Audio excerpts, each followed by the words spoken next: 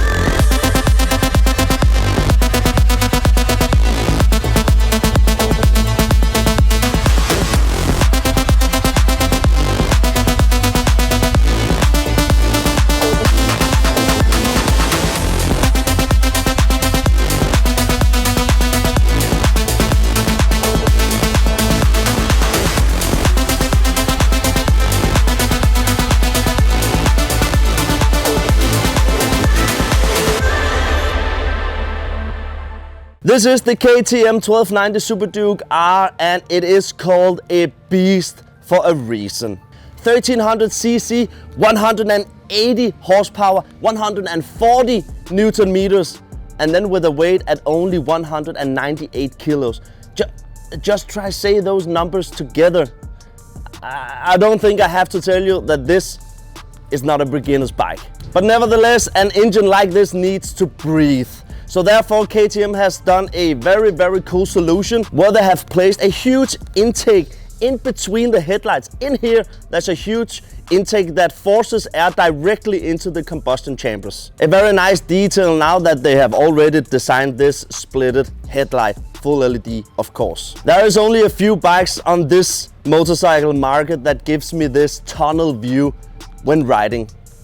And this is one of them. It's really hard to describe how fast and responsive this bike is. Because it is a naked bike, you get all the response from air pressure, seating position. It's just brutal.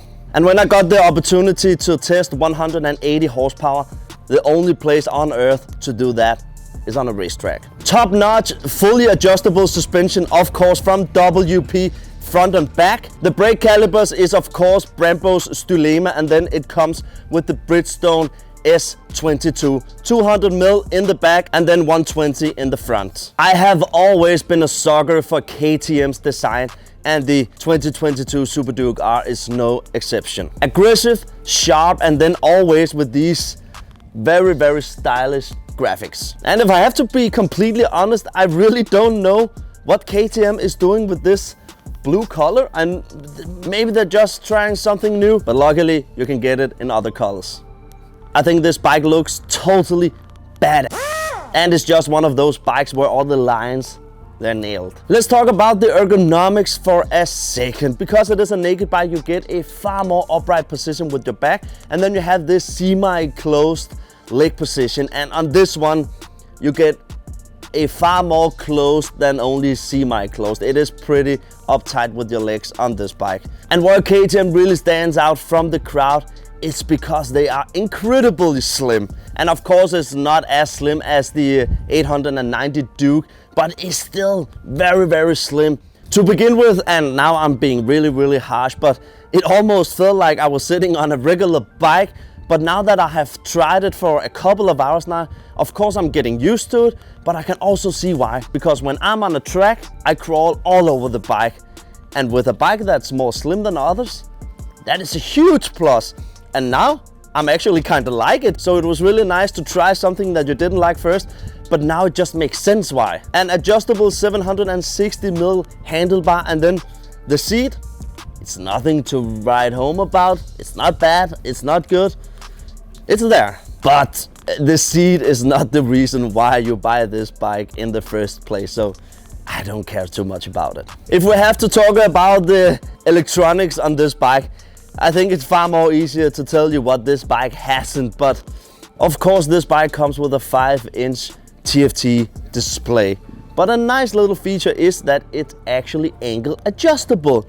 That is a nice feature that I think personally is great to have. Then you have the 3 normal ride modes, and then you also have a track mode where you can adjust your ABS, your traction control, and so on. So that is a separate mode. It has 2 types of traction control. It has, of course, the normal wheel slip control, but then it also has the pitch angle control as well. Then KTM also has what they call MSR, motor slip regulation. That works when the power is wound off. Together with the slipper clutch, it balances the throttle and then ensuring a much more smooth deacceleration.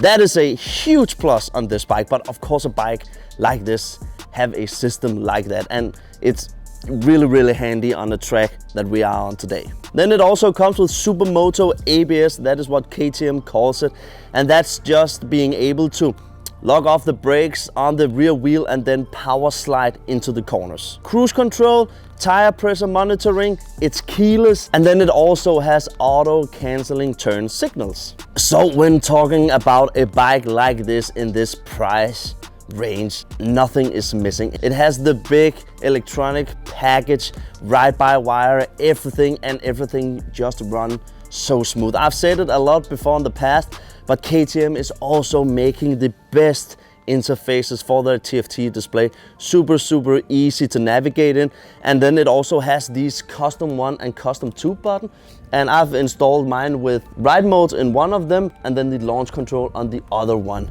And that is also what you get when paying the price for a bike like this. And then I gotta say, I really do believe the MSR, the motor slip regulation, is one of the best thing on this bike, because it has 140 Newton meters, so a lot of torque, but then it's really nice when you wound off the power. It really helps not to slip the rear wheel when braking, and then give this super smooth deacceleration. That is so nice to ride with. And then, as I also talked about before, it is a naked bike, so you get all the impressions when driving fast.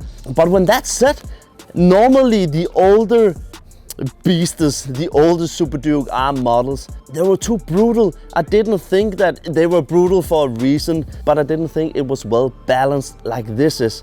I would never recommend a beginner to hop on this bike, but it would be possible because the throttle is really smooth and you can really control the power. But of course it's not a beginner's bike, but it's just well balanced. Then it's easy to feel that this bike only weighs the 198 kilos. It is incredibly agile. So that was it, guys. Thank you for tuning in on this review. I hope you liked the footage. I hope you learned something. And then don't forget to like this video, subscribe if you aren't already, and if you're new here, welcome. It is so nice to see you. I'm gonna drive some more now.